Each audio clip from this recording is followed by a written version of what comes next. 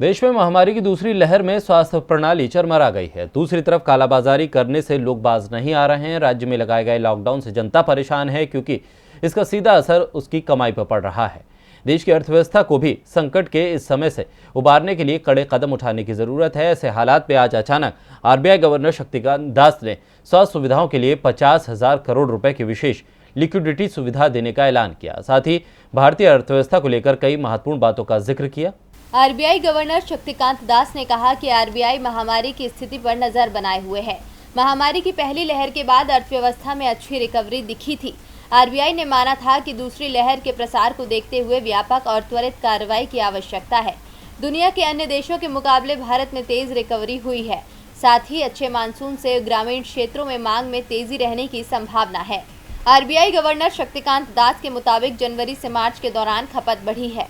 बिजली की खपत में भी तेजी आई है। भारतीय रेलवे के माल भाड़े में बढ़ोतरी की गई है। अप्रैल में पीएमआई 55.5 पर पहुंच गया। सीपीआई भी बढ़ा है। ये मार्च में 5.5% था। भारत का निर्यात मार्च में काफी बढ़ा है।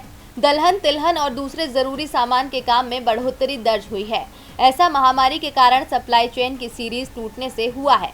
आरबीआई गवर्नर ने कहा कि निचले स्तर से मजबूत आर्थिक सुधार की स्थिति अब पलट गई है और ताज़ा संकट का सामना करना पड़ रहा है। वहीं आरबीआई ने बड़ा फैसला लेते हुए मार्च 2022 तक महामारी से संबंधित स्वास्थ्य सुविधाओं के लिए 50,000 करोड़ रुपए की विशेष लिक्विडिटी सुविधा की घोषणा की।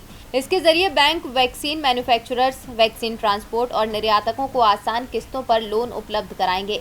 इसके अतिरिक्त अस्पतालों और हेल्थ सर्विस प्रोवाइडर्स को भी इसका लाभ मिलेगा।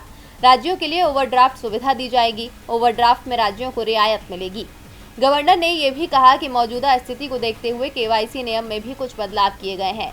वीडियो के जरिए केवाईसी को मंजूरी दी गई है। आरबीआई ने 1 दिसंबर 2021 तक लिमिटेड केवाईसी के उपयोग की अनुमति दी है। डीबी लाइव की रिपोर्ट।